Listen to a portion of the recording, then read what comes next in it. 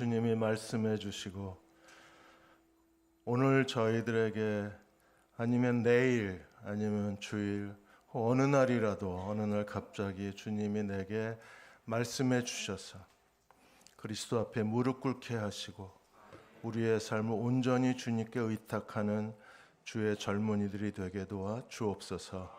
예수님의 이름으로 축복하고 기도드립니다. 아멘. 오늘 여호수아 전투력 세 번째 말씀 같이 나누겠습니다. 영화배우 탤런트 이동건 형제가 내 안에 너 있다, 이 영화 대사를 내 안에 너 있다 들어보셨어요?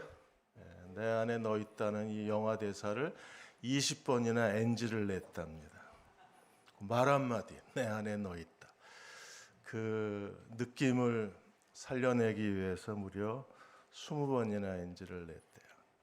여호수아서 안에 로마서가 있어요. 그래서 바울이 어쩌면 여호수아서에서 로마서의 믿음의 원리를 찾지 않았나 추정할 수도 있습니다. 이제 세 번째 전쟁, 가나안 북쪽 전쟁을 통해서 이제 전쟁이 끝나요. 여호수아서가 24장인데 12장까지가 전쟁, 그리고 11장까지가 전쟁, 12장에 14장까지가 이제 기업의 땅의 분배, 이렇게 크게 두 부분으로 나누는데 북쪽 전쟁이 마지막 전쟁인데 북쪽 전쟁 뒤에 오늘 갈렙까지 합니다. 왜냐하면 갈렙이 이스라엘 국가전쟁, 지파전쟁, 그리고 개인전쟁 세 가지 전쟁이 있는데 개인 전쟁의 유일한 사람이 갈렙과 그리고 그의 사위 온니엘이에요. 그래서 갈렙까지가 가나안 북쪽 전투를 통해서 함께 나누고자 합니다. 지금 전 세계적으로 가장 큰 고민이 되는 게 명목상 그리스도인의 수가 크게 증가하고 있다는 데 있습니다. 명목상 그리스도인은 그냥 이름뿐인 그리스도인이에요.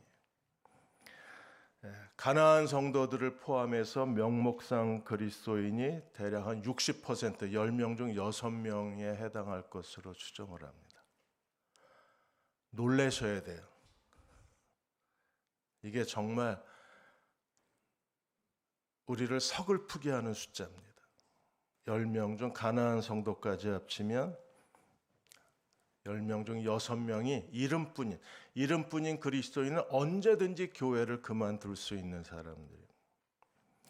실천신학대학의 김선일 교수도 아마 가나안 성도까지 합치면 60%가 넘을 수도 있다고 추정을 했고, 국제기독교정보지 오퍼레이션 월드의 보고서에 의해도 전 세계의 기독교인의 60%가 이름뿐인 빈 껍데기 그리스도인으로 추정한다고 했습니다. 미국은 아예 2022년도에 미국의 갤럽 통계에 의하면 66.7%가 이름뿐인 그리스도인. 이름뿐인 그리스도인이 이 땅에서 그리스도를 따라갈 수 있나요? 그리스도를 따라갈 수 있는 사람은 오직 주님의 제자들만 주님을 따라갈 수 있습니다. 이번 겨울 수련의 타이틀이 우리는 제자입니다. 그 제자도의 핵심, 제자도의 정상, 제자도의 최고봉이 바로 헤렘 영성인. 우리가 그리스도를 믿고 구원받은 이후에 그리스도의 죽음과 부활에 연합해서 그리스도의 할례를 받은 사람들을 많이 살아낼 수 있는 제자의 삶의 연출력, 제자의 삶의 전투력, 그게 헤렘의 영성입니다. 미국 크리스찬 포스트가 최근에 미국의 MZ세대에 대한 칼럼을 하나 썼습니다. 미국의 MZ세대가 최근에 우울증과 영적 굶주림에 빠져 있다고 보고서를 내놓았습니다. 미국의 9학년에서 12학년 청소년들을 대상으로 한 보고서는 충격적입니다. 9학년에서 12학년의 청소년들 중에 10%가 지난 1년 동안에 자살을 심각하게 고민한 적이 있다고 대답을 했습니다. 미국의 청소년들의 60%가 우울증에 시달리고 있다 그랬어요. 한국도 지금 아마 동일한 통계가 나올 수 있을 거예요. 한국의 10대, 20대가 영적 굶주림 그리고 우울증에 빠져 있습니다. 그래서 MZ세대에 대해서 알렉스 맥팔랜드 박사가 MZ세대를 대상으로 해서 질문을 했습니다. 너희에게 가장 지금 간절한 게 뭐냐? 우울증에 빠져 있는 청소년들에게 너희에게 가장 간절한 게 뭐냐?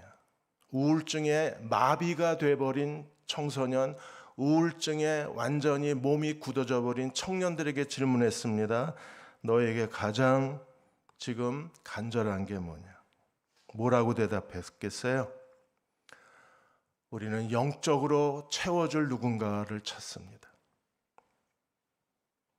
교회 목사님들이 청소년 담당 목사들, 청년 담당 목사들이 즐거운 것, 재미있는 것만 해주지 우리가 듣고 싶은 말씀을 그들에게 들을 수 없다. 그래서 우리는 채워지고 싶다. 영적으로 말씀으로 채워지고 싶다. 그리고 성경을 통해서 내가 어떻게 살아야 되는지 성경에서 삶의 목적을 찾고 성경에서 사는 법을 배우고 싶다 그랬어요. 우리도 그렇지 않나요? 내가 성경을 왜 읽어요? 시간이 남아 돌아서? 심심해서? 할 일이 없어서?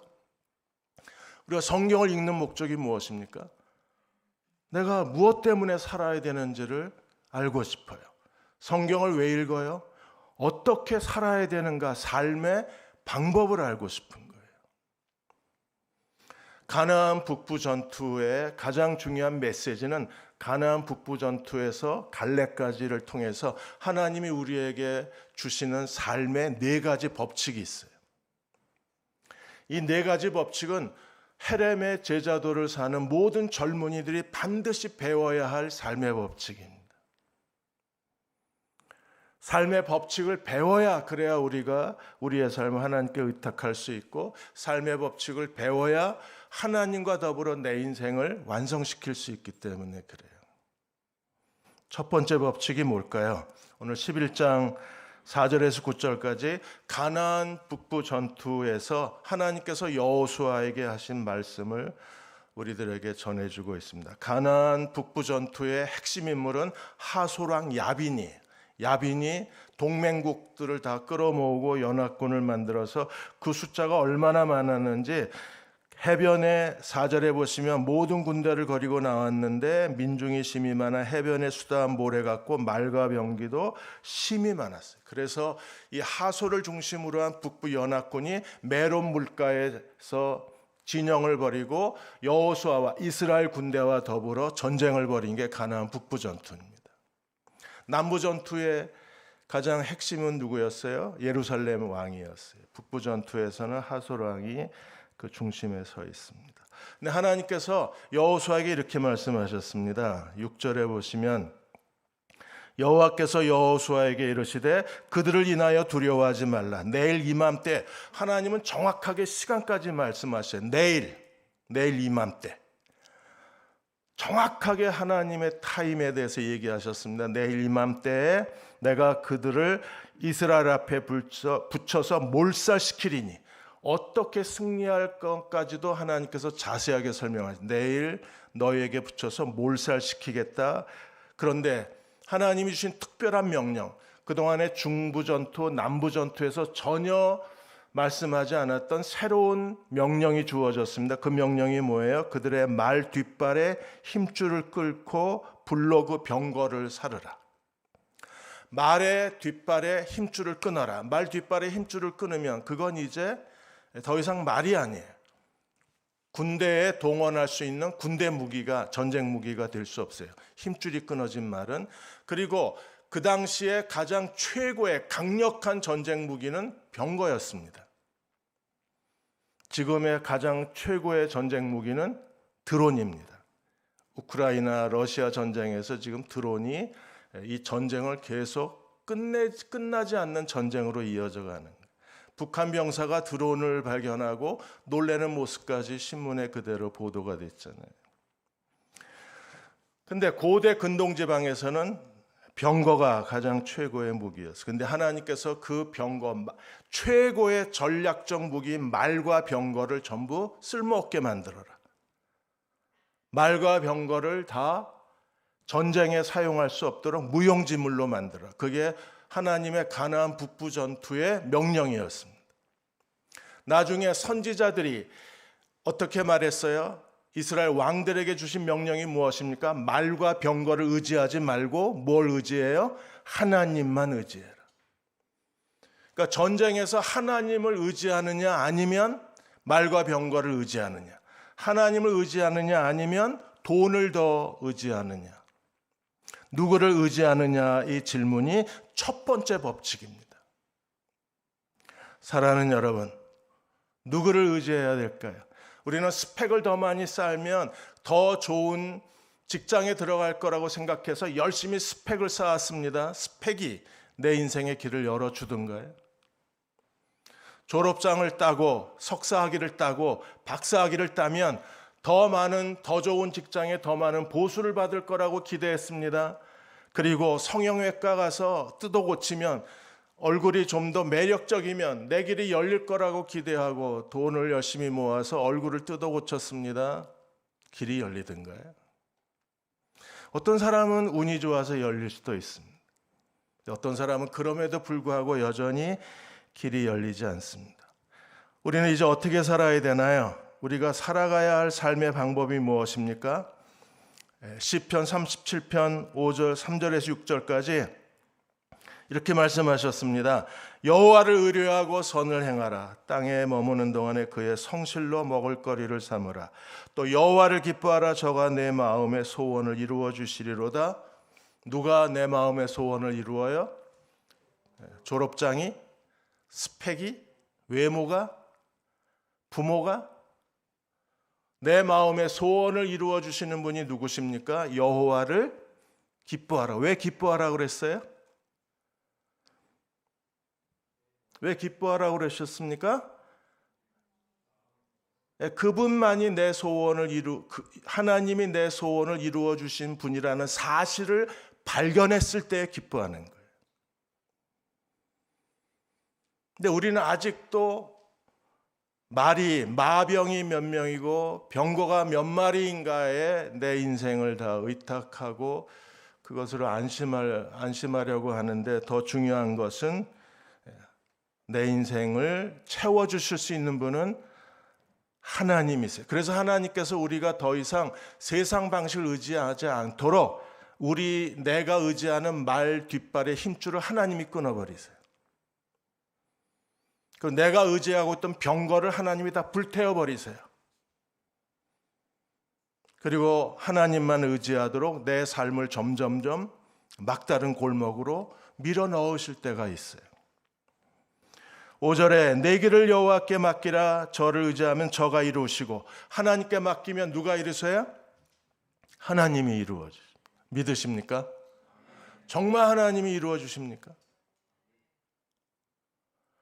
근데 조건이 뭐예요? 맡겨야 이루세요. 맡기지 않으면 이루어 주시지 않는 거예요. 어떻게 이루어 주실까요? 6절에 내 의를 빛같이 나타내시며 내 공의를 정오의 빛같이 하시리로다. 내 의를 빛같이, 내 공의를 정오의 빛같이. 히브리어의 이 표현은 무슨 뜻이에요? 내 이름에 어울리는 인생을 만들어주겠다.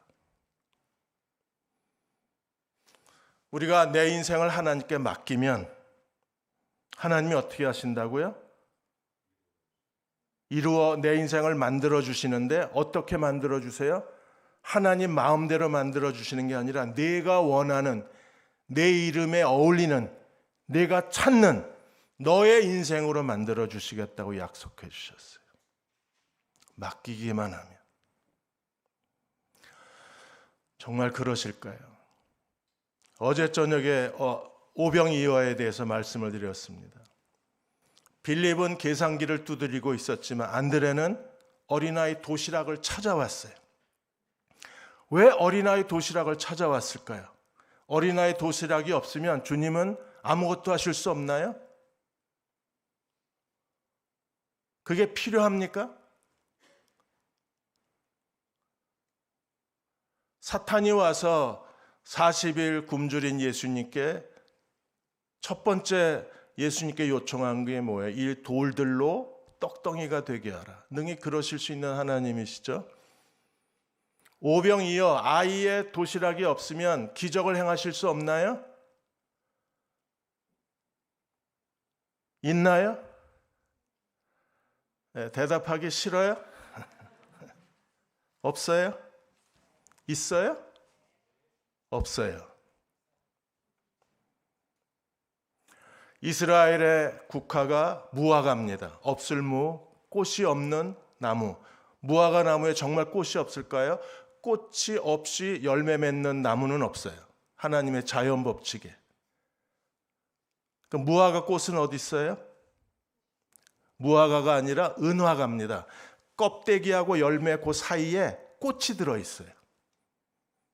꽃이 없이 열매 맺는 나무는 존재하지 않습니다. 예수님이 얼마든지 허공에 대고 모든 미세먼지야 떡덩이가 되라 와 이러고 떡덩이가 하늘에서 미세먼지가 그 맛있는 빵덩어리가 돼서 디베라 바닷가에 2만 명의 사람들에게 쏟아졌나요? 아닙니다. 내가 맡긴 걸 가지고 의탁한 걸 가지고 나라는 존재 자체가 오병이어처럼 아무 쓸모가 없고 보잘것이 없다고 할지라도 2만 명에 되는 사람의 그 굶주림에 채워줄 수 있는 내가 가진 게 너무 적고 0.0001%밖에 되지 않는다고 할지라도 맡겨야 하나님이 채우시는 거예요. 나를 맡겨야 그래 하나님께서 만들어주시되 하나님이 원하시는 대로 하나님의 주권적으로 아무렇게나 내 인생을 만들어내시는 게 아니라 네가 원하던 네 인생 만들어주시겠다고 약속을 해주셨습니다. 그러므로 첫 번째 법칙이 뭐예요? 하나님께 내 인생을 맡기는 거예요. 어떻게 맡겨야 될까요? 자, 하나님을 경험하는 삶에서 헨리 블랙가비 목사님이 하나님을 경험하는 삶에서 삶의 원리를 우리들에게 설명해 주셨습니다. 보여주시죠, 책을? 네, 이 책입니다. 보셨죠? 공부하셨죠? 하나님을 경험하는 삶? 네.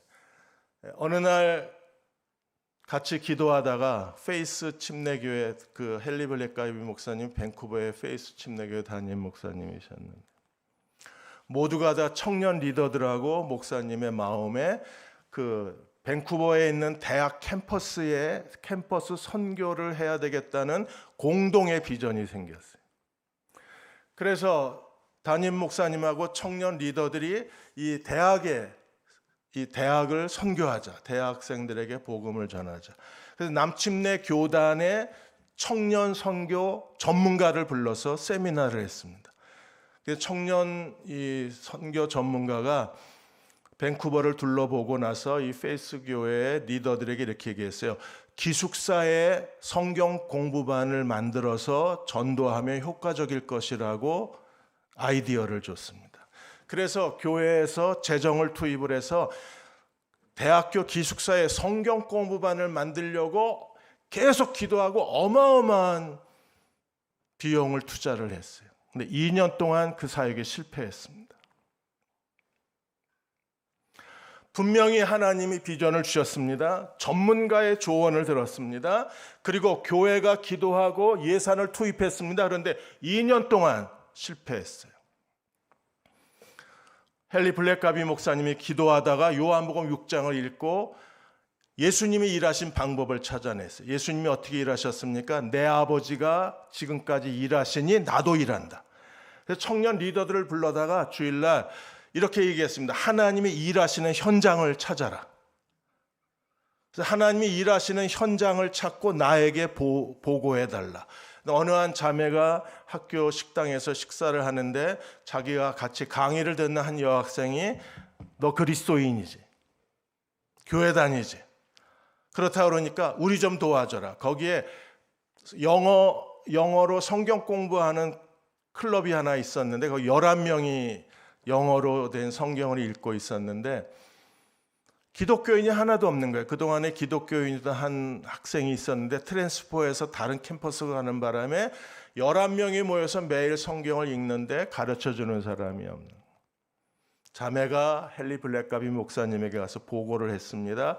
그리고 목사님께서 11명이 성경 읽는 클럽에 거기에 자기 교회 학생들을, 그 학교에 다니는 학생들을 거기에 보냈습니다. 거기서부터 시작해서 그 해가 다 지나가기 전에 남자 기숙사에 2개의 영어 성경 공부반이 생기고 여자 기숙사에 3개의 성경 공부반이 생겼어요.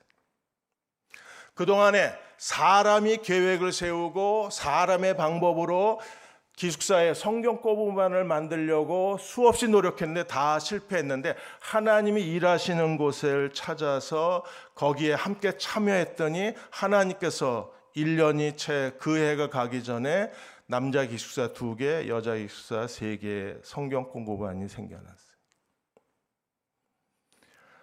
하나님이 어디서 일하고 계신가를 우리가 물어야 돼요.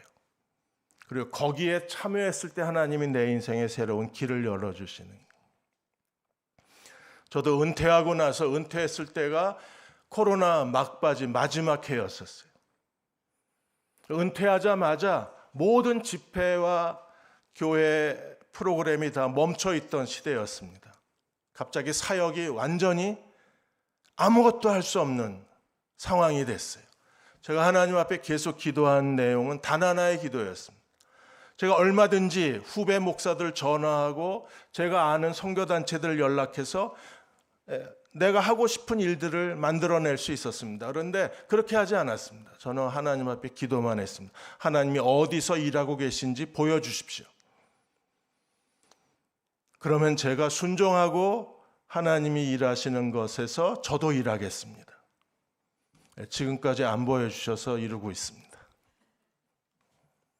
계속 기도하고. 사랑하는 여러분, 하나님께서 우리 인생에 계획을 갖고 계신 걸 믿으십니까? 그럼 우리도 기도해야 돼요. 하나님이 어디서 일하고 계신가를 보여주십시오. 내 아버지가 지금까지 일하시니 나도 일한다고 주님이 고백하셨어요. 우리도 그런 방식으로 하나님의 일에 참여하게 될 때 하나님께서는 내 인생을 향한 그분의 뜻을 이루어 주실 수 있을 것입니다. 머더 테레사 여사가 1964년도에 기자회견을 했습니다. 그럴 때 인도 캘커다에 고아원을 세우겠다고 기자회견을 하자 한 기자가 질문을 했습니다. 고아원을 세운다면 지금까지 돈을 얼마나 모으셨습니까? 라고 묻자 테레사 수녀가 1달러 3실링, 그 당시에 1달러를 보여주면서 이게 저의 전부입니다. 그 돈 가지고 어떻게 고아원을 세울 수 있습니까? 그러자 캘커타 수녀가 이렇게 얘기했습니다. 내 가진 전부 1달러를 제가 하나님께 드리면 그 나머지는 하나님께서 채워주실 겁니다. 기자들이 다 웃었어요. 테레사 수녀만 웃지 않았습니다. 그리고 나서 테레사 수녀는 무려 610개의 고아원을 세웁니다. 무료 급식소를 세웁니다. 병원을 세웠습니다. 한센병 환자 치료소를 세웠습니다.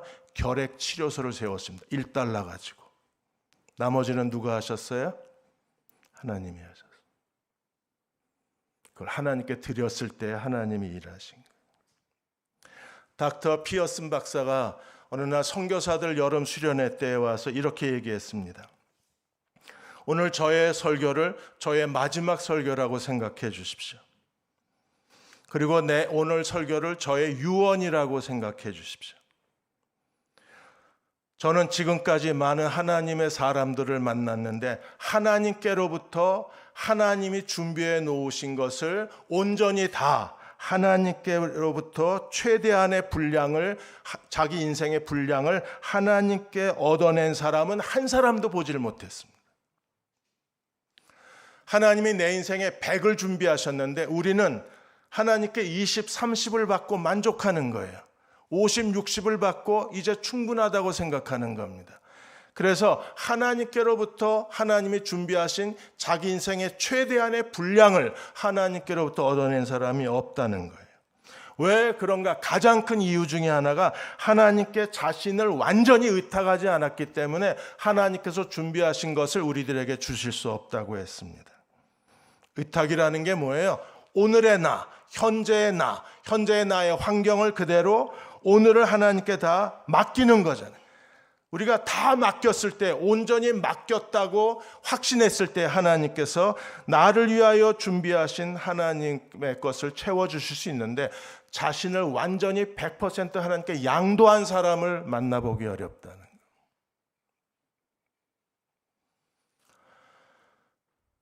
오늘 밤 우리가 한번 자신을 완전히 하나님께 맡겨봅시다. 하나님이 어떻게 내 인생의 분량을 채워주시는지를 한번 보겠습니다. 다 맡기지 못하면 어떤 일이 벌어져요? 11장 22절에서 이스라엘 백성이 아모리 족속의 땅을 다 블레셋 땅을 다 정복하지 못하고 약간 남겨놓았어요. 거기 저기 블레셋 5개 도시 가운데 가사와 가드와 아스돗을 남겨놨어요. 약간 남겨놨어요. 그러니까 하나님께 100%를 다 드리지 못하고 일부를 남겨놓은 거예요. 어느 한 신학자가 말했습니다. 우리가 하나님께 85%의 헌신을 하고 헌신했다고 말하는 거짓을 범하고 있다 그랬어요. 만일에 나를 사랑하는 어떤 사람이 85%의 나를 사랑한다고 얘기하면 만족하겠냐고 질문을 했습니다.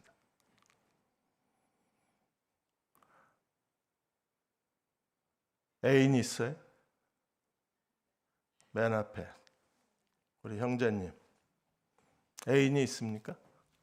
사랑하는 사람이 있어요? 아니, 여자 없어요?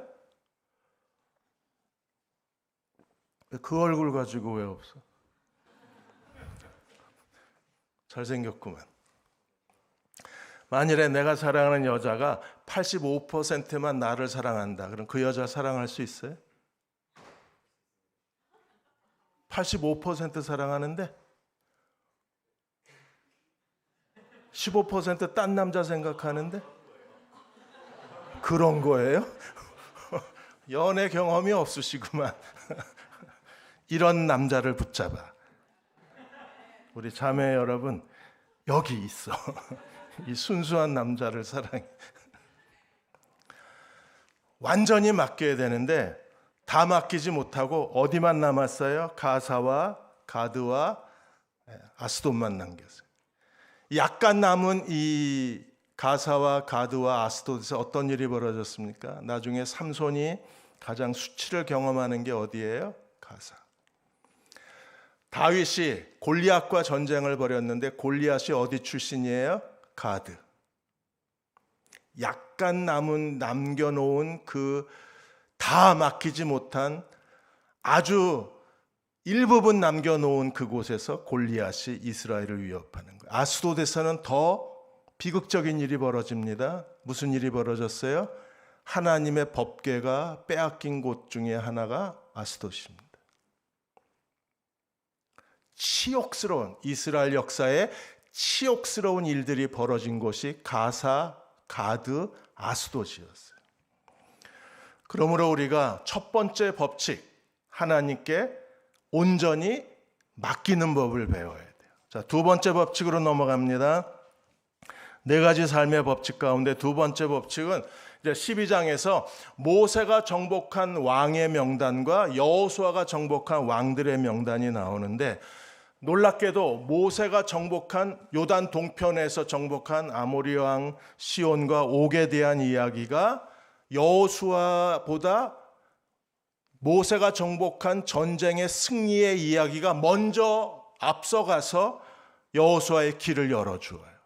여러분 기억하십니까? 기생 라합이 2장 10절과 11절에서 두 명의 정탐꾼에게 뭐라고 그랬어요? 하나님이 홍해를 말리신 일과 아모리 사람의 두 왕 시온과 옥을 멸절시킨 일을 내가 들었습니다. 그러므로 너희 하나님은 상처나지 하나님이시라. 그리고 두 명의 정탐꾼을 숨겨주고 밧줄이 붉은 줄이 되어서 기생라합의 붉은 줄이 매어있던 모든 사람이 다 살았잖아요. 기생라합의 믿음을 만들어낸 게 어디였어요?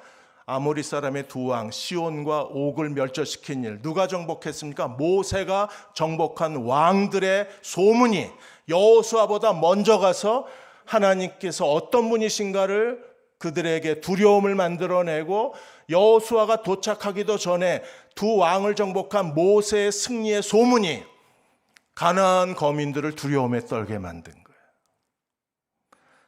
기드온 족속도 뭐라 그랬습니까? 9장 9절에 10절까지 애굽에서 행한 모든 일과 아모리 두 왕 시온과 옥에게 행한 일을 듣고 우리가 이렇게 행하였나이다. 그래서 평화조약을 맺고 저주받은 그 사람들을, 여호수아가 아주 민첩하게 저주받은 사람을 저주받은 백성으로 만들어버려서, 그래서 성전의 노예로 만들어서 이스라엘이 그 여호수아의 헤렘의 민첩성으로 인해서 하나님께서 이스라엘을 긍휼히 여겨주실 수 있었잖아요. 기브온 족속도 기생라합도 전부 모세가 정복한 왕들의 이야기를 듣고 믿음을 가졌어요. 가나안 족속은 모세가 정복한, 모세가 행한 일, 홍해를 건넌 일, 모세가 행한 일, 아모리 두 왕을 정복한 일, 그 소문을 듣고 가나안 족속이 두려움에 떨었습니다. 하나님은 과거에 모세가 행한 일을 통해서 오늘 여호수아로 하여금 모세가 행한 일을 통해서 하나님께서 전략적으로 모세의 길을 여시고, 그 소문을 통해서 가나안 족속이 두려움에 떨게 만드시고, 그 소문을 통해서 기생라합과 기드온 족속이 믿음을 갖게 만드셔서 가나안의 멸망의 역사 가운데, 진노의 역사 가운데 기생라합이 구원하셔서 메시아 가문의 여자가 되게 하시고, 기브온 족속을 구원하셔서 하나님의 성전을 역사 끝까지 지키게 만드신 것이 하나님의 섭리였었어요. 하나님은 어떤 분이십니까? 과거를 통해서 오늘을 만들어내시는 분이세요. 그래서 하나님의 두 번째 법칙은 나의 과거를 통해서 하나님이 오늘 어떤 일을 행하실 것인가를 지혜롭게 자신의 내 인생 속에서 하나님이 남겨놓으신 하나님의 인도하심의 패턴을 찾는 게 굉장히 중요해요. 모세가 정복한 왕을 통해서 여호수아가 정복한 왕, 그래서 모세가 정복하고 여호수아가 정복한 왕들의 명단이 12장에 31명의 왕들의 명단이 있는 거예요. 하나님의 인도하심을 알고 싶으십니까? 하나님께서 내 인생에 어떤 계획을 갖고 계신가를 찾으려고 한다면 과거를 우리가 분석해야 돼요. 과거에서 오늘을 만들어내시기 때문에. 자, 하나님이 일하시는 패턴을 보겠습니다. 일하시는 패턴을 보면 과거를 통해서 오늘을 만들어내세요. 자, 제일 먼저 다음 페이지 주세요. 자, 모세는 어떤 사람이었습니까? 미디안 광야로 도망가서 미디안 광야에서 40년 동안 뭐 했어요? 목자. 그리고 하나님이 모세를 출애굽 지도자로 보내셔서 이스라엘 백성의 목자로 세우셨습니다. 목자에서 미디안 광야의 양들을 돌보는 양들의 목자에서 하나님께서 모세를 부르셔서 이스라엘 백성의 목자로 세우셨어요.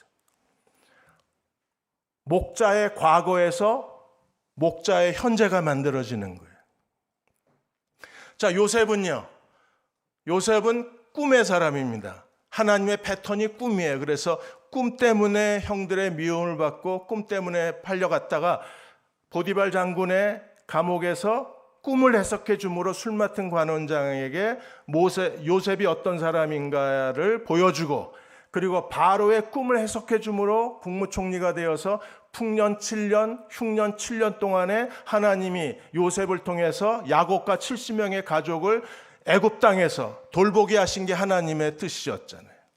그러니까 요셉의 일하심의 패턴은 꿈에서 꿈으로, 그리고 꿈으로 가는 거예요. 삼손은 어떤 사람입니까? 삼손은 놀랍게도 주의 천사가 삼손의 아버지에게 나타나지 않고 삼손의 어머니에게 나타나요. 어머니로부터 시작해서 삼손의 세 여자가 있습니다. 세 여자를 통해서 하나님께서 세 여자를 통해서 삼손으로 하여금 블레셋과의 전쟁을 통해서 삼손이 살아있을 때보다 스스로 블레셋 신전에서 자기가 자기 몸을 내던짐으로 목숨을 버림으로 인해서 죽었을 때에 죽인 자가 더 많다 그랬어요. 삼손의 인생의 코드는 여자였습니다. 야곱은 어떤 사람이었습니까? 야곱은 어머니 뱃속에서부터 도둑놈이었잖아요. 야곱의 이름 뜻 자체가 도둑놈, 사기꾼 그런 뜻이잖아요. 그래서 도둑놈의 인생, 도둑질이 야곱의 인생의 시작이에요. 야곱의 인생의 코드, 하나님의 패턴은 도둑놈, 거짓말, 사기꾼입니다. 그래서 형에게 형을 속여서 장자권을 쟁취해내고, 조금만 온도 좀 낮춰주실래요? 지금 얼굴이 화끈화끈. 추워야 앉아요. 냉동 법칙.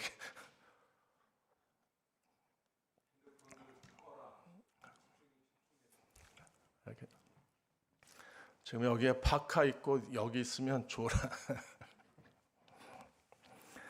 자, 야곱의 코드는 사기꾼입니다. 그래서 하나님이 어떻게 하셨어요?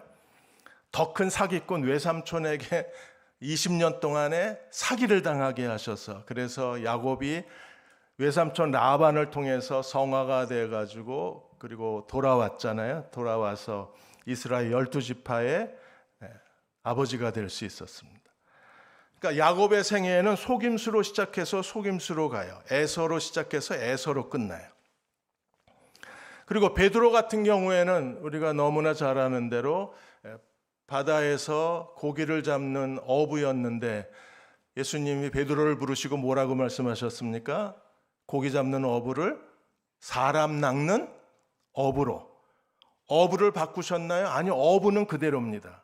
고기 대신에 이제는 뭘 낚아요? 사람. 그러니까 베드로의 패턴은 뭐예요? 어부. 그러니까 하나님께서는 내 인생을 이끌어 가시는 패턴, 내 인생을 이끌어 가시는 하나님의 단어를 숨겨놓고 계신 거예요. 그걸 찾아내야 돼. 그걸 찾아야 그걸 통해서 하나님의 일하심을 볼 수 있습니다. 어제 제가 제 관증을 조금 드리겠다는데, 제 인생의 하나님의 코드는 7월이었습니다. 옛날에 낮은 울타리에 간증문을 하나 올리고 그것 때문에 이제 새롭게 하셔서 라디오에 잠깐 나왔었는데, 저는 7월에 여름 성학교 준비하다가 전신 화상을 받았어요. 그래서 병원에서 죽는다고 데리고 가라고 했는데, 어느 한 젊은 의사가 죽을 때 죽더라도 그래도 지금 이렇게 내버려 두면 안 된다고 산소호흡기를 꽂아주는 바람에 제가 살아났어요. 그리고 그 의사가 화상을 치료해 줄 수 있는 의사를 그 의사가 찾아줬어요. 그런데 거기서 가까운 데에 서울중앙병원이라는 병원에 마침 미국에서 화상을 연구하고 돌아온 의사가 하나, 젊은 의사가 하나 있었어요. 그래서 그 의사가 죽어도 좋다는 서약서에 아버지가 사인을 하고 저를 치료, 제가 1호 치료자입니다. 매일 와가지고 사진을 찍어갔어요.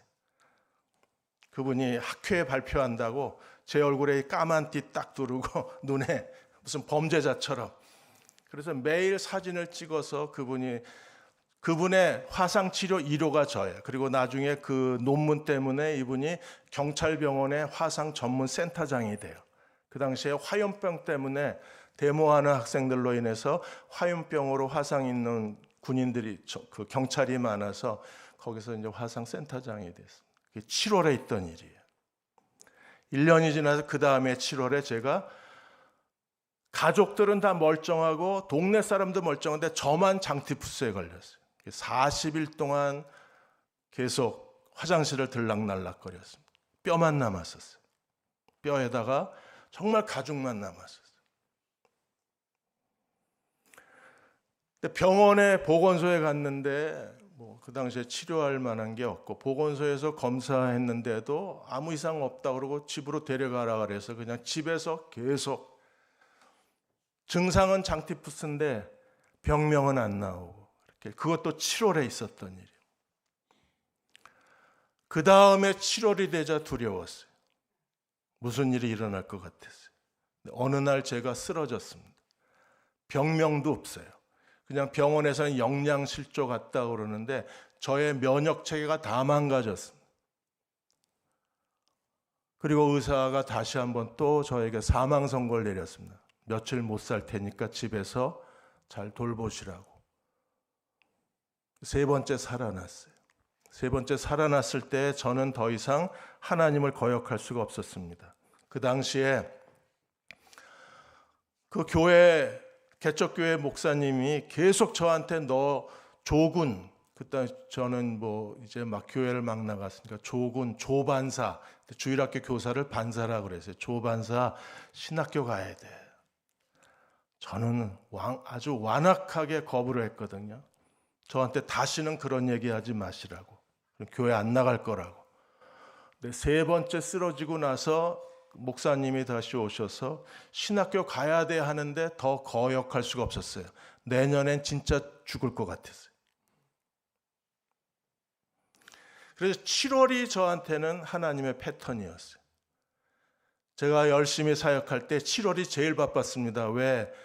대학부 청년부 수련회가 전부 7월에 있어서 7월에는 토요일 주일만 집에서 자고 월요일에서 금요일 토요일까지는 전부 집회 수련회 돌아다녔기 때문에 7월이 제 인생의 제일 바쁜 달이기도 했어요. 지금 제일 한가한 달이 7월입니다. 누구에게나 다 하나님의 인도하심에 패턴이 있어요. 그걸 찾아야지 두 번째 법칙이 시작이 되는 것. 기쁨의 여정의 오대원 목사님, 제가 아주 존경하는 목사님, 엘렌 로스 목사님이 쓰신 책이 기쁨의 여정이라는 책인데, 이분이 1986년도에 그 서울에서 아시안 게임하고 그리고 88 올림픽을 준비하면서 노태우 정부가 선교사들 다 추방령을 내렸습니다. 그래서 오대원 목사님이 한국에 오셔서 대학교를 중심으로 해서 계속 하나님 말씀을 전하고 가르쳤는데 하루아침에 추방당하게 생겼어요. 그래서 지난 20년 동안 내가 한국에서 사역을 했는데 이렇게 하나님께서 나를 25세에 한국에 와가지고 25년을 사역을 했는데 이렇게 수치스럽게 한국을 떠나야 되나. 그래서 2년 동안은 미국에 머무시면서 정말 괴로우셨대요. 내가 하나님께서 한국에 가라고 그러셔서 그 젊은 나이에 한국에 가서 25년 동안 캠퍼스 선교에 자신의 전부를 바쳤는데 내게 돌아온 것이 겨우 이것인가. 그런데 미국에 머물면서 하루 6시간씩 성경을 읽으면서 주님과 아주 깊은 교제를 나누시게 됐어요.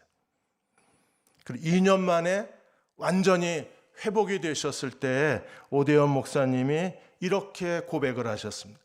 우리를 한국에서 추방한 것은 한국 정부가 아닙니다. 한국 정부가 추방한 건데 한국 정부가 추방한 게 아니래요.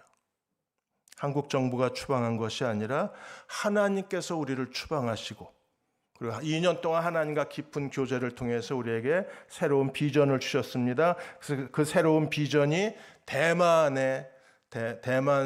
대학생들을 위해서 선교하는 선교의 문을 열어주신 거예요. 그분에게는 하나님의 패턴이 작동을 하는 겁니다. 그 패턴을 통해서 지금 하나님께서 우리를 대만으로 보내신다는 확신을 갖게 되고 그래서 북미와 유럽의 많은 청년 지도자들과 더불어서 대만 복음화를 위해서 힘쓰고 다시 한국에 돌아와서 추방령이 해제되고 나서 한국에 돌아와서 계속해서 젊은 사람들에게 젊은이들에게 자기의 인생을 쏟아붓고 계십니다. 이 책에서 기쁨의 여정에서 하나님이 자신의 선교 인생을 자신의 소명을 어떻게 인도하셨는지 그 패턴을 우리들에게 고백해 주고 있어요. 사랑하는 여러분, 하나님을 믿는다는 것은 그냥 교회만 열심히 다니는 게 아니라 내 인생을 분석하고 하나님의 내 인생 속에서 역사하시는 흔적을 찾아서 하나님의 패턴을 찾고 그 패턴 위에 자기를 맡기는 거예요. 최근에 뉴욕타임즈에서 재미있는 중국의 기사가 하나 올라왔습니다. 중국의 젊은이들이 새를 흉내내서 나는 완전히 새됐어라는 밈을 올리고 나는 완전히 새됐다는 사진을 SNS에 올리기를 시작했습니다. 이제 나는 새가 되고 싶어라는 젊은이들의 그 외침이, 절망적인 외침이 SNS와 밈에 퍼져나가고 있는 거예요. 미래의 불확실성이 커지자 더 이상 자신의 미래를 확신할 수 없는 젊은이들이 차라리 새가 부럽다. 나는 새가 됐으면 좋겠다. 이제 나 더 이상 공부하지 않겠다. 내 인생은 없다. 이렇게 절망적으로 외치기 시작했습니다. 중국의 사회학자 탕핑 교수는 말하기를 이제 새가 됐다는 것은 가만히 누워서 아무것도 하지 않겠다는 젊은이들의 몸부림이라 그랬어요. 나는 아무것도 하지 않겠다. 이제 내 인생은 더 이상 없다는 젊은이들의 절망이라고 그랬습니다. 과도한 경쟁에 희생이 되었던 젊은이들이 이제 미래가 보이지 않자 주저앉고 말았다 그랬어요. 그냥 주저앉아 계시겠습니까? 다시 내 인생을 하나님께 의탁한다면 우리는 어떻게 의탁해야 될까요? 그냥 무조건적인 의탁이 아니라 자신의 삶의 과거, 어제까지의 인생을 되돌아보면서 하나의 스토리 라인이 있어요. 누구에게나. 자신만의 스토리 라인이 지금 그어지고 있습니다. 그걸 찾아야 돼요. 그걸 우리가 패턴이라고 그러고 하나님의 핵심 단어라고 얘기합니다.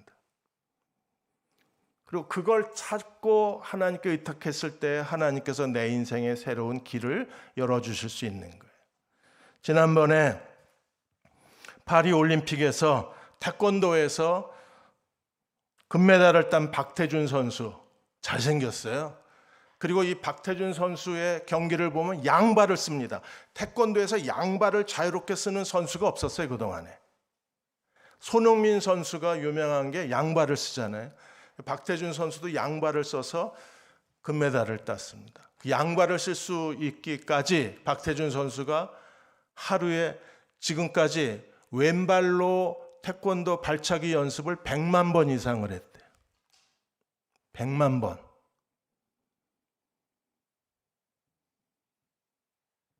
백만 번 연습을 하고 양발을 자유롭게 쓸 수 있게 되고 양발로 태권도 하는 모습이 경쾌하고 그 올림픽 중계를 본 사람들의 시선을 다 사로잡았잖아요. 저도 깜짝 놀랐으니까.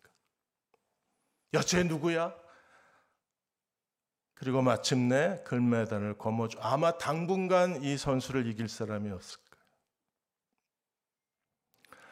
나 새 됐어 라고 주저앉은 아무것도 하지 않고 누워버린 중국의 젊은이들. 하루 100만 번씩 발차기를 하고 새로운 태권도 세계를 열어놓고 자기가 원하는 금메달을 떴던 박태준 선수. 어느 쪽으로 가시겠습니까? 자기가 뭘 해야 되는지를 아는 거예요. 태권도에서 제일 중요한 게 발차기잖아요. 주먹질이 아니라 발차기입니다. 그래서 발차기, 남들이 해내지 않는 발차기에 자기의 전부를 쏟아 놓아서 발차기로 결국에 금메달까지 올라탄 거잖아요. 그 선수는 자기의 인생의 코드를 찾은 거예요. 발차기, 양발 쓰기. 그런 것처럼 우리가 정말 하나님께 내 인생을 의탁하려면 우리도 자기 인생의 패턴을 알아야 돼. 어부에서 어부로, 꿈에서 꿈으로, 사기꾼에서 사기꾼으로, 목자에서 목자로. 어떤 거든 하나의 패턴을 찾아내서 그걸 찾아내고 알아야지. 그래야 하나님을 의지할 수 있어요. 그거 없이 하나님을 의지한다는 건 절반의 믿음일 수밖에 없어요. 세 번째 법칙이 요단 동편 지파들에게서 찾을 수 있습니다. 13장 8절에 요단 동편 지파들에 대해서 이렇게 말합니다. 므낫세 반지파와 함께 루벤 족속 갓 족속은 요단 서편 동쪽에서 그들의 기업을 모세에게 받았는데 여호와의 종 모세가 그들에게 주었다. 분명히 성경은 요단 동편 땅, 서쪽이 하나님의 기업의 땅이에요. 동쪽이 아니에요. 그런데 루벤, 갓, 므낫세 반지파는 요단 동편 지파들은 어떤 사람들입니까? 하나님의 약속의 땅의 지도를 바꾼 사람이 요단 동편 지파들의 사람들입니다. 하나님의 언약의 땅의 지도를 바꿔놨어요. 신명기까지 하나님께서 계속 모세를 통해서 반복적으로 주신 약속은 요단 서쪽 땅이었어요. 요단을 건너 약속의 땅이, 적과 흐르는 땅이 하나님의 약속의 땅이었는데, 루벤과 므낫세 반지파 두 지파 반 요단 동편 지파들 때문에 하나님의 약속의 땅에 지도가 바뀌었어요.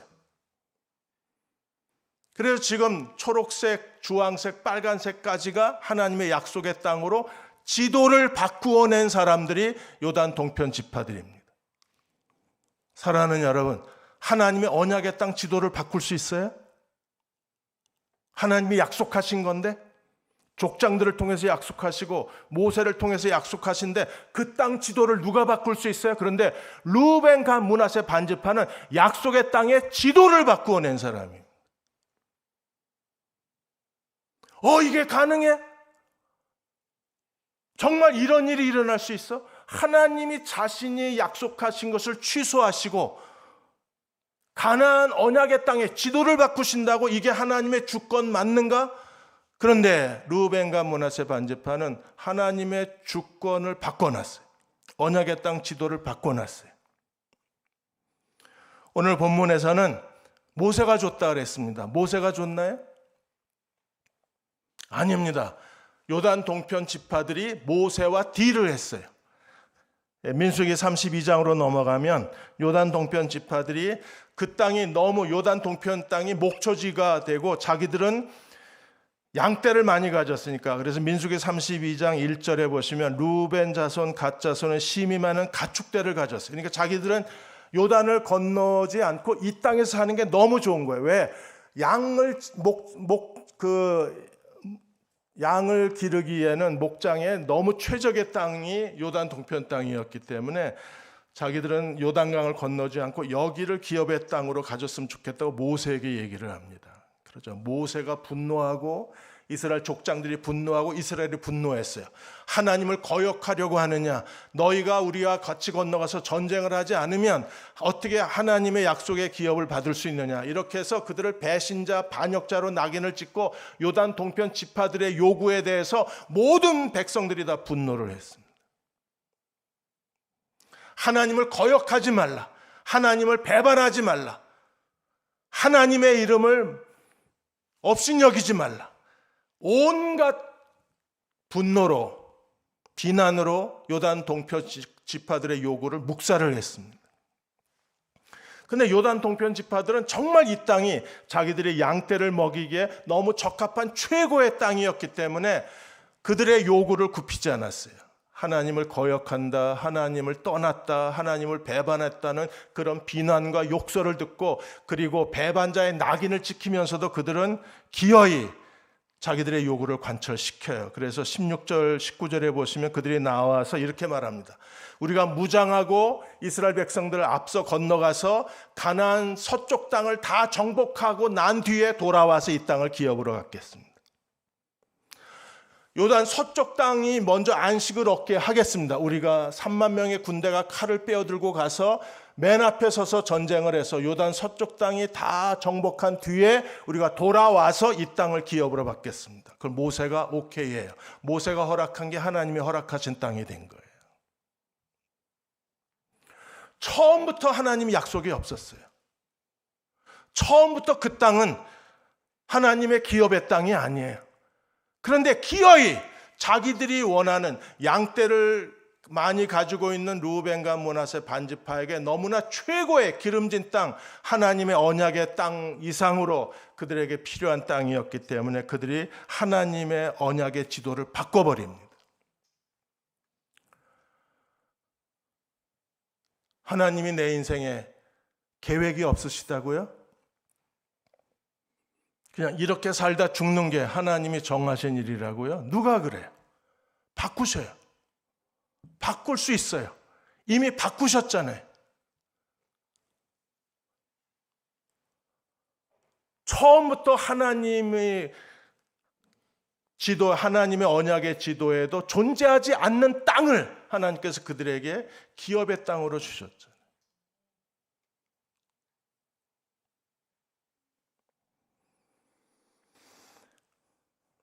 그냥 그렇게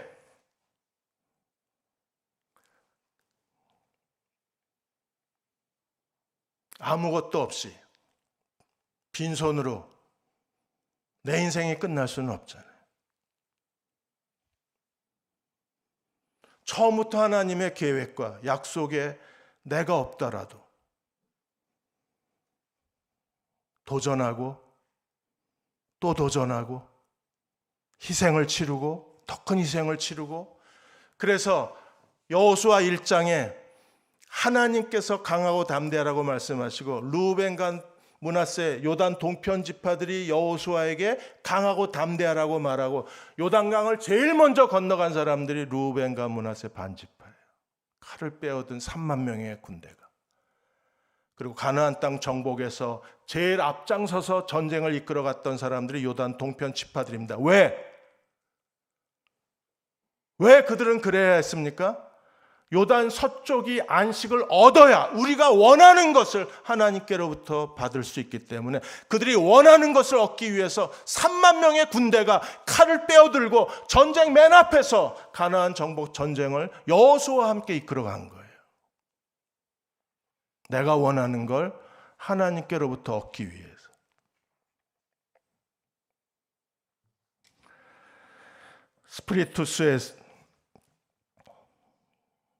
스피리투스라는 글에서 그분이 데이비드 호킨스 호모가 이런 말을 했습니다.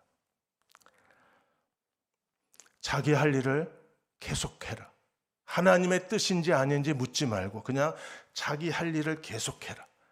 끝까지 해라. 그리고 나머지는 섭리에 맡겨라.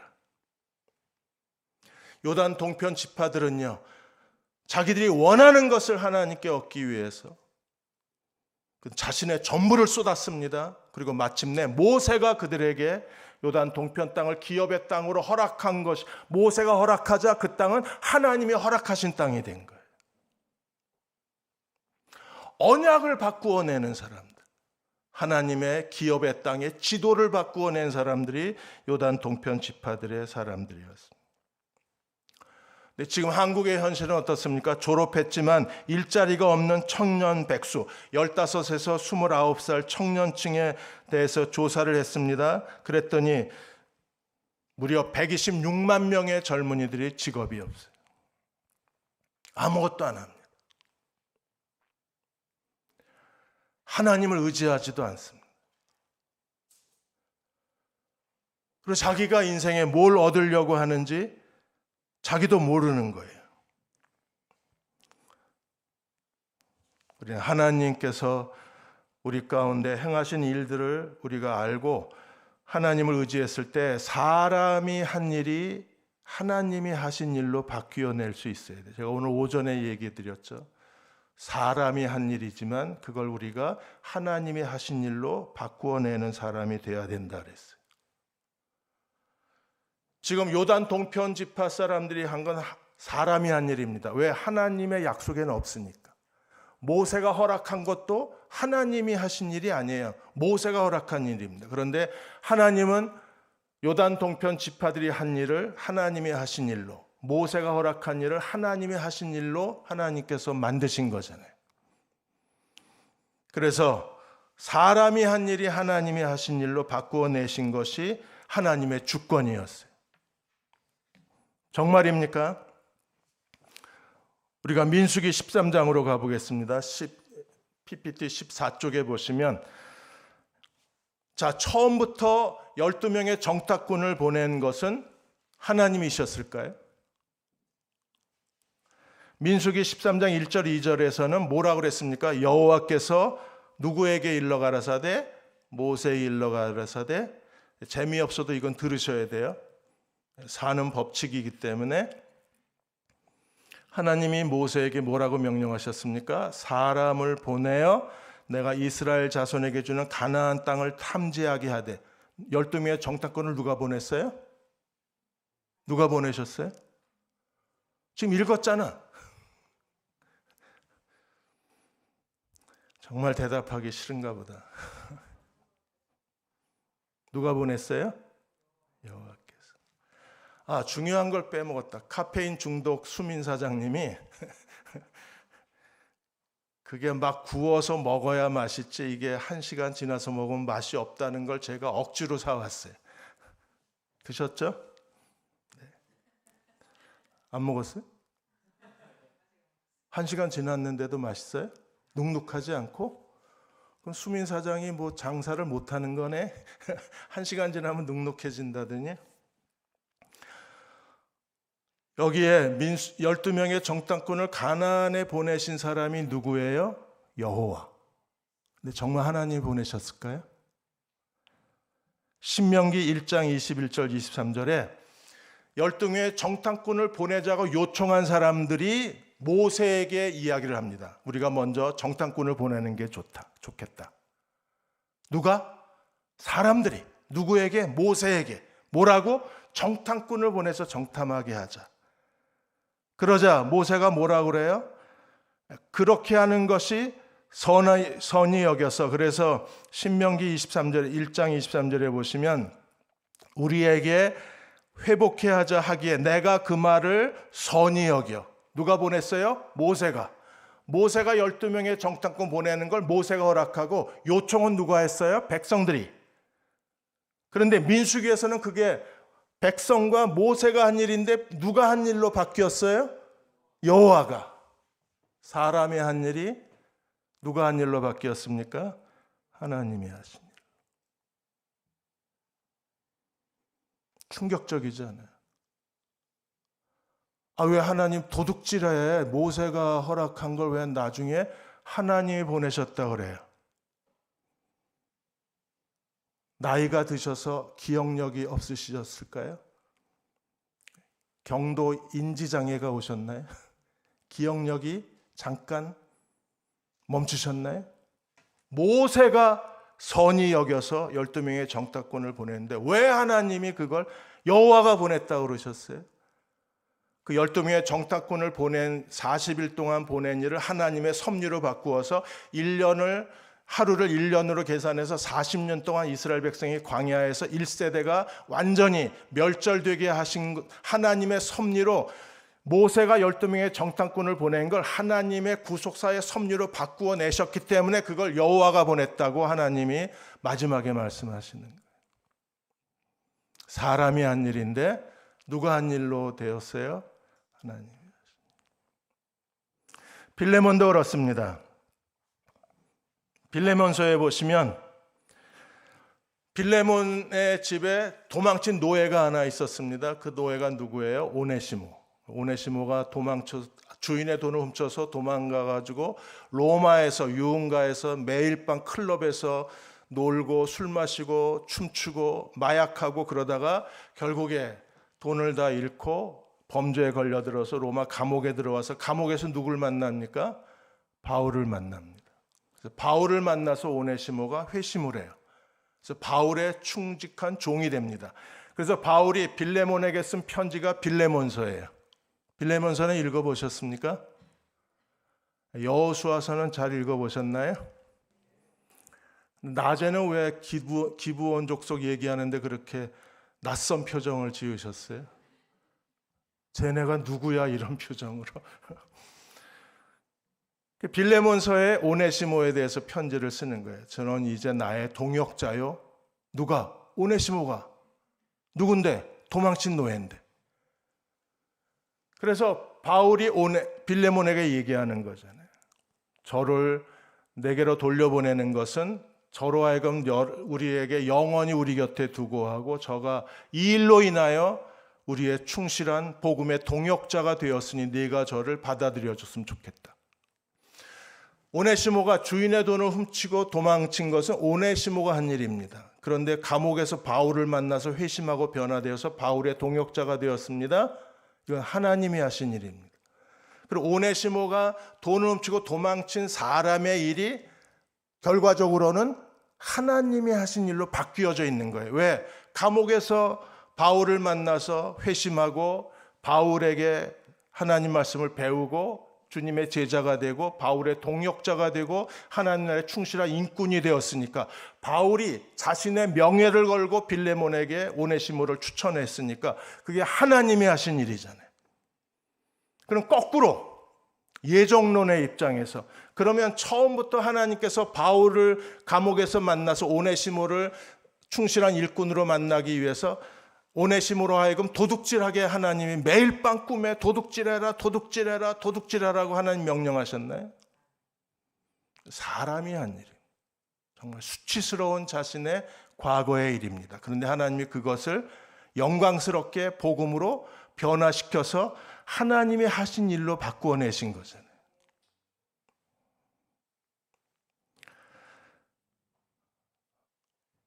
우리 인생에 우리도 아무것도 없으면 아무 일도 안 일어나요. 근데 뭐라도 있으면 그걸 통해서 내가 한 일을 하나님이 하신 일로 바꾸어 내실 수 있어요. 이게 세 번째 법칙입니다. 그냥 가만히 누워있지 말고 뭐라도 해야 돼요. 어린아이 도시락이라도 주님께 드려야 돼요. 그래야 거기서부터 하나님의 축복이 시작되기 때문에 그렇습니다. 마지막 네 번째, 갈렙의 법칙입니다. 갈렙이 여호수아에게 나와서 헤브론을 달라고 요청을 합니다. 왜 헤브론을 달라고 요청을 했을까요? 헤브론이 어떤 땅이기 때문에 갈렙이 여호수아에게 헤브론을 달라고 요청을 했습니까?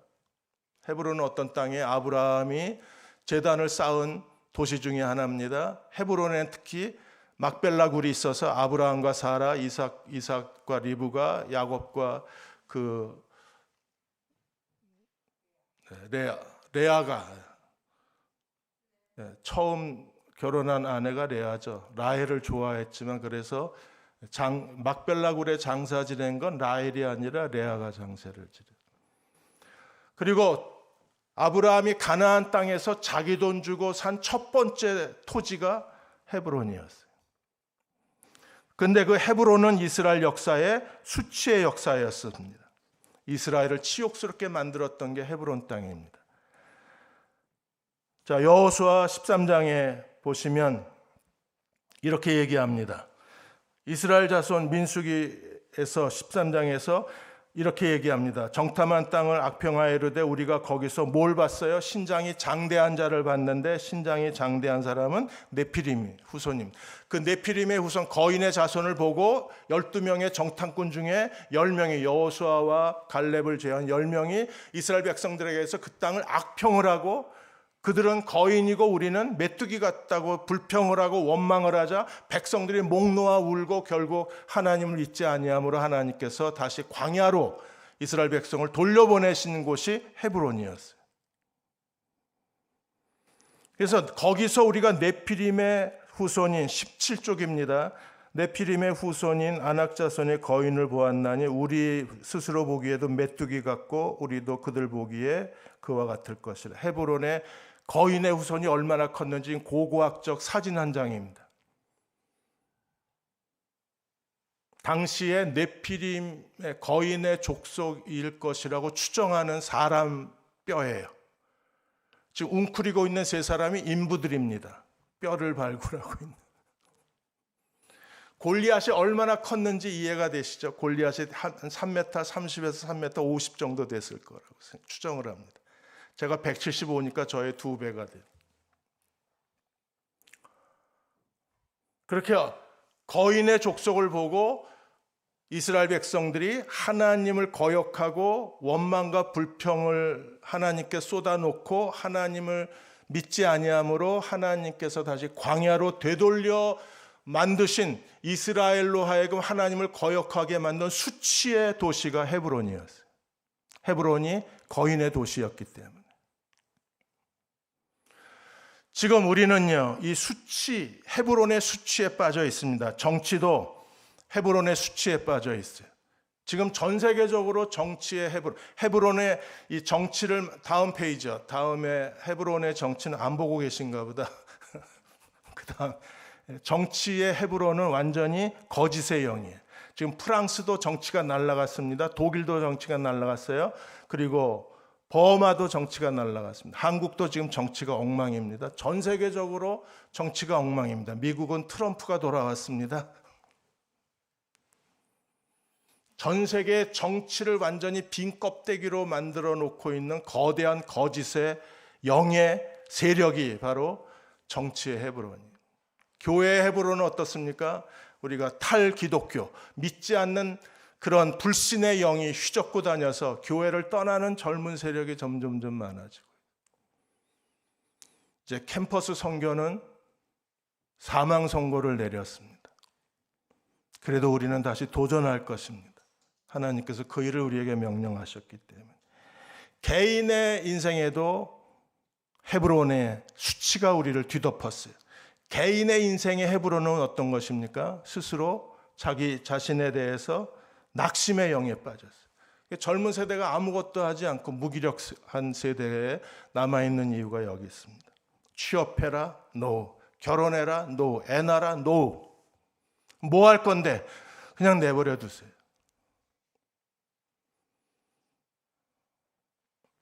갈렙이 그 헤브론을 하나님께 요청을 한 겁니다. 갈렙이 헤브론을 요청할 수 있었던 가장 중요한 이유가 어디 있습니까? 그는 어떤 사람이었어요? 하나님을 온전히 좇은 사람이었어요. 갈렙은 하나님을 충성스럽게 따랐던 사람입니다.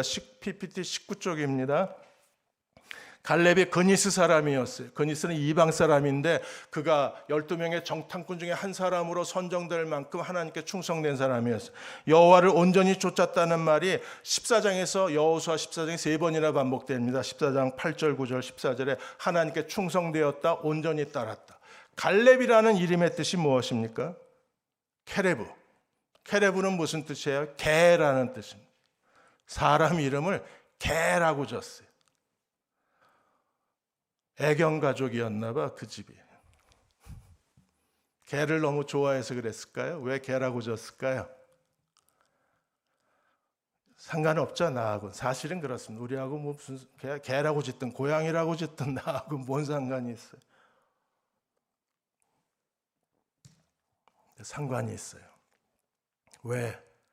그 당시에 케레브, 개라는 이름을 짓는 것은 신에게 충성된 자라는 이름의 뜻을 갖고 있기 때문에 개라는 이름을 특별히 지어줍니다.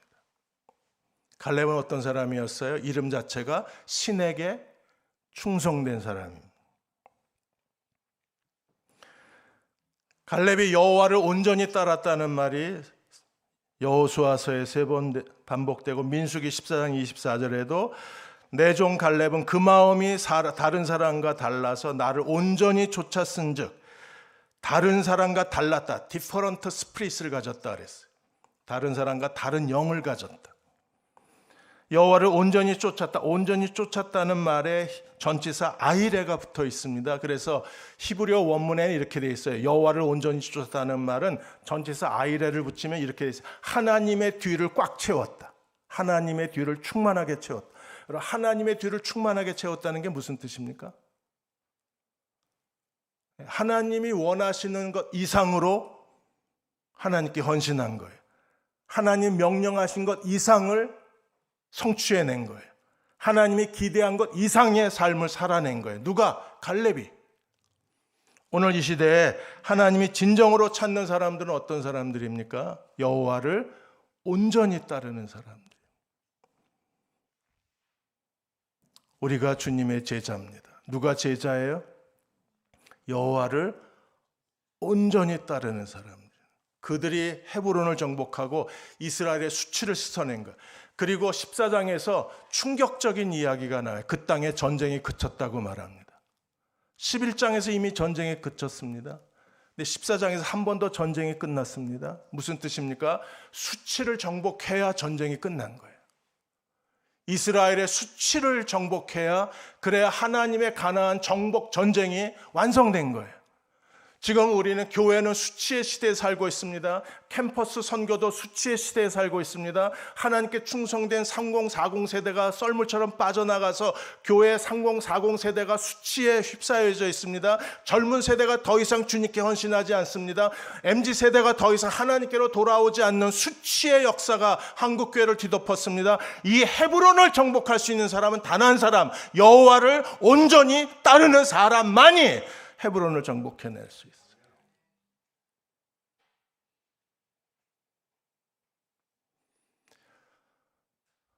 지금 이 자리에 있는 형제자매 여러분이 이 시대의 갈렙처럼 이 한국교회의 헤브론 한국교회를 수치스럽게 만든 이 헤브론을 정복하지 않는다면 한국교회는 미래가 없습니다.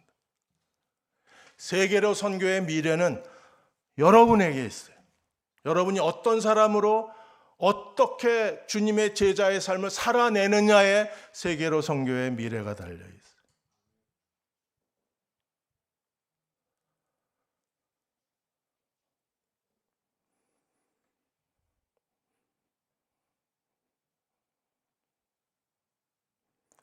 하나님께서 그 거룩한 음성 가운데 우리를 불러주시기를, 하나님이 불러주시기를, 이 밤에 우리를 만나주시기를 주의 이름으로 축원합니다. 안종혁 교수님의 길갈 책 읽어드리고 이제 마치겠습니다. 이분이 미국의 주립대학교 전자공학과 교수로 임명이 되셨어요. 신시내티 대학의 전자공학과 종신교수로 임명이 되셨어요. 어떻게 이게 가능했을까? 금수저 물고 태어나셨나? 부모가 돈이 많으셨나? 과학고 나와서 한국의 제일 좋은 대학을 나와서 그래서 신시내티에서 학위를 하시고 종신교수가 되셨나? 그렇게 생각할 수 있어요. 그러나 이분은 방직공장 직공이었어요. 한국에서 가장 가난한 사람들이 다닌다는 방직공장, 여자들이 다닌다는 그 공장에 안종혁 교수가 방직공장 직공 출신이었어요. 그는 자기 인생을 완전히 바꾸어 버렸습니다. 그리고 도저히 불가능한 하나님의, 자기 인생을 향한 하나님의 뜻을 성취해낸 거예요. 그래서 길갈이라는 책에서 안종혁 교수는 청년들에게 이렇게 외칩니다. 청년들이여 도전하라. 지금 현실에 무기력하게 안주하지 말고 일어나서 도전해라. 그는 자신의 삶의 모든 영역에서 하나님이 이끄시길 원하신다고 고백을 했어요. 우리도 그렇습니다. 내 인생의 모든 영역에서 하나님이 나를 이끌어 주시기를 원하십니다. 여러분도 원하십니까? 근데 안종혁 교수가 깨달은 게 뭐냐면 하나님이 우리 인생에 계획을 갖고 계시고 그리고 하나님이 우리 인생을 이끌어 주시기를 원하신다고 해도 중요한 한 가지가 있다. 이게 빠져 있기 때문에 우리는 하나님께로부터 더 중요한 것을 얻지 못한다. 한 가지가 빠져 있다 그랬어요. 그 한 가지가 뭘까요? 하나님 나를 이끌어 주십시오라는 인격적 동의를 하지 않았기 때문에 전폭적으로 하나님께 나를 맡깁니다. 하나님께서 내 인생을 이끌어 주시길 원합니다. 내가 믿음으로 하나님께 나를 맡기고 하나님이 나를 이끌어 주시기를 동의하지 않았기 때문에 하나님은 우리 인생에 아무것도 해 주실 수가 없다 그랬어요. 안종혁 교수가 기꺼이 자기 인생을 하나님께 맡기자마자 하나님은 놀랍게도 그를 유학의 길로 보내시고 마침내 미국의 주립대학의 전자공학과 종신교수로 하나님이 그를 임용하게 하셨어요. 그리고 미국 코스타에서 수많은 젊은이들에게 도전을 하고 계십니다. 그 28살 때 어머니에게 질문을 했습니다. 믿음이라는 게 뭔가 물었을 때 어머니가 한마디로 이렇게 대답하셨대요. 예수님께 다 맡겨보려라. 이게 어디 방언이에요? 사투리가? 예수님께 다 맡겨 부려라. 그게 예수님께 다 맡겨라. 이 어머니의 한마디가 안종혁 교수의 삶의 교훈이 된 겁니다. 사랑하는 여러분, 예수님께 다 맡겨봅시다. 내 인생에 하나님의 시크릿, 패턴을 찾아야 돼요. 뭐가 움직이고 있는지. 그리고 내가 저지른 모든 일들이 하나님이 하신 일로 완전히 바뀌어져야 돼요. 저는 대전에서 목회하는 동안에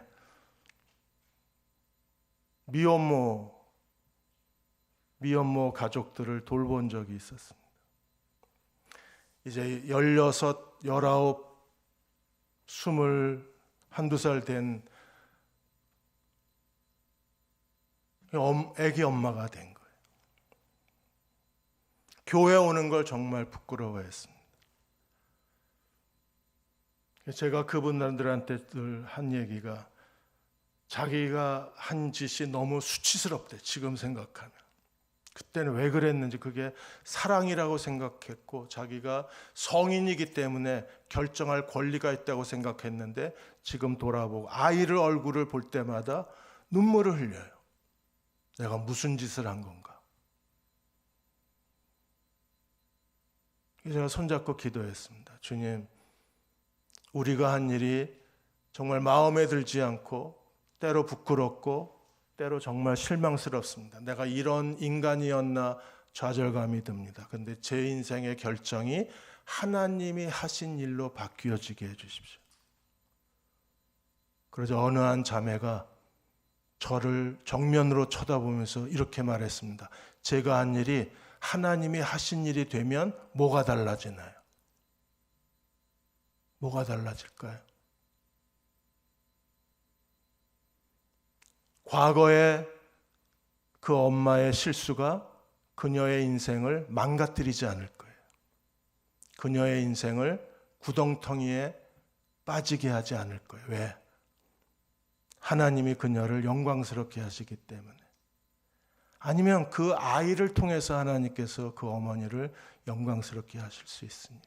중요한 건 최선을 다해서 하루하루 사는 거죠. 그래서 약속을 했어요. 저는 이제 대전을 떠나야 되니까 제가 대전을 떠나도 언제든지 필요할 때 도움을 줄 테니까 연락을 해라. 그리고 한 가지 약속하자.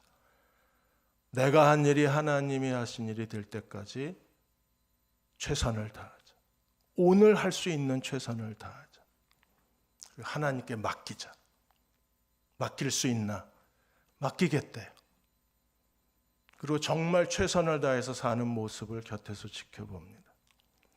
우리도 그래야 합니다. 하나님이 우리 인생에 정확한 패턴을 갖고 계세요. 계획을 갖고 계십니다. 그런데 맡겨야 하나님이 일하시죠. 내가 인격적으로 동의를 해야, 내 인생을 양도해 드려야 하나님이 일하시는 거예요. 오늘 그렇게 해보지 않으시겠습니까?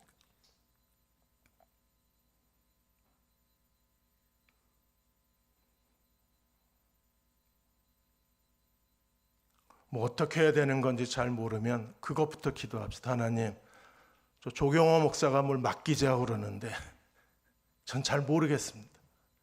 뭘 하자는 건지 이해가 잘 안 됩니다. 거기서부터 우리 기도해요. 하나님, 전 잘 모르겠습니다. 뭘 해야 되는 건지 잘 이해가 안 됩니다. 절 이해시켜 주십시오. 알게 해 주십시오. 깨닫게 해 주십시오. 그래서 제 인생을 하나님께 맡기고 싶습니다. 그렇게 살고 싶습니다. 가르쳐 주십시오. 제 마음에 감동을 주십시오. 저를 설득해 주십시오. 저를 깨닫게 해 주십시오. 그렇게 한번 기도하는 이 밤이 되시기를 주의 이름으로 축복합니다. 우리 같이 찬양하고 기도하는 시간을 갖겠습니다. 우리 낮에 사모님 기도해 주셔서 제가 얼마나 힘이 됐는지 모릅니다. 밤에 한 번 더 우리 사모님과 같이 기도하는 거 어떨까요? 좋습니까?